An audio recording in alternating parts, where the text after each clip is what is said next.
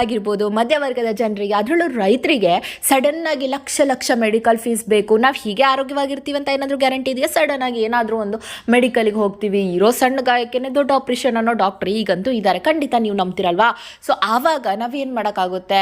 ದುಡ್ಡು ಆ ದಿನಕ್ಕೇನೆ ಸಾಲಲ್ಲ, ಇನ್ನು ಲಕ್ಷ ಲಕ್ಷ ಎಲ್ಲಿಂದ ತರ್ತೀರಾ? ಹಂಗಾಗಿನೇ ಸರ್ಕಾರ ಜಾರಿಗೆ ತಂದಿದೆ. ಆ್ಯಕ್ಚುಲಿ ಇಷ್ಟು 1-2-3 ವರ್ಷ ಸ್ಥಗಿತ ಆಗಿತ್ತು, ಈಗ ಮತ್ತೆ ಶುರುವಾಗಿದೆ. ಇದಕ್ಕೆ ಅಪ್ಲೈ ಮಾಡಲಿಕ್ಕೆ ಲಾಸ್ಟ್ ಡೇಟು ಫೆಬ್ರವರಿ 28, ಇದೇ ತಿಂಗಳ ಫೆಬ್ರವರಿ 28 ಆಗಿರುತ್ತೆ. SC ST ಅವರಿಗಂತೂ ಯಾವುದೇ ಫೀಸೇ ಇಲ್ಲ, ಯಾವ ಹಣನೂ ಕಟ್ಟಬೇಕಾಗಿಲ್ಲ. ಪರಿಶಿಷ್ಟ ಜಾತಿ ಪರಿಶಿಷ್ಟ ವರ್ಗದವರು ಜಸ್ಟ್ ಈ ಗ್ರಾಮೀಣ ಭಾಗದಲ್ಲಿದ್ದೀರಾ ಅಂದರೆ ಬೇರೆ ಅಂದರೆ 2A 2B 3A 3B and ಜನರಲ್ನವ್ರು ಮಾತ್ರ ಗ್ರಾಮೀಣದಲ್ಲಿದ್ದೀರಾ ಅಂತಂದರೆ ನೀವು 500 ರೂಪಾಯಿ ಒಬ್ರಿಗೆ ಫೀಸ್ ಆಗುತ್ತೆ. ಅಂದರೆ ವರ್ಷಕ್ಕೆ ಕಟ್ಟೋದಿದು. 4 ಜನ ಇದ್ದರೆ 500 ರೂಪಾಯಿ ಆಗುತ್ತೆ, ಅಂದರೆ 2000.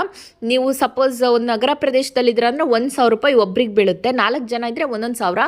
ಮತ್ತು ನೀವು 4 ಜನ ಮೇಲಿದ್ದೀರಾ ಮನೆಯಲ್ಲಿ ಅಂತಂದರೆ ಮತ್ತೆ 200 ರೂಪಾಯಿ ಅವ್ರಿಗೆ ಎಕ್ಸ್ಟ್ರಾ ಇರುತ್ತೆ. ಇದನ್ನು ನೀವು ಕೋಆಪರೇಟಿವ್ ಬ್ಯಾಂಕ್ ಅಥವಾ ಕೋಆಪರೇಟಿವ್ ಸೊಸೈಟಿ ಅಂದರೆ ಸಹಕಾರ ಸಂಘ, ಸೌಹಾರ್ದ ಸಂಘ ಅಂತ ಏನು ಹೇಳ್ತೀವಿ, ಅಲ್ಲಿ ಒಬ್ಬರು ಮೆಂಬರ್ ಆಗಿರಬೇಕು. ನಿಮ್ಮನೇಲಿ ಯಾರಾದರೂ ಒಬ್ಬರು ಮೆಂಬರ್ ಆಗಿದ್ದರೂ ಸಾಕು, ಅದನ್ನು ಮಾಡಿಸ್ಕೋಬೋದು. ಸೊಸೈಟಿನಲ್ಲೇ ಮಾಡಿಸ್ಕೊಳ್ಳಿ ಹೋಗ್ಬಿಟ್ಟು. ಸಹಕಾರಿ ಸಂಘಗಳಲ್ಲಿ ಆಧಾರ್ ಕಾರ್ಡು, ರೇಷನ್ ಕಾರ್ಡು, ಪ್ರತಿಯೊಬ್ಬರ ಫೋಟೋ ಬೇಕಾಗಿರುತ್ತೆ.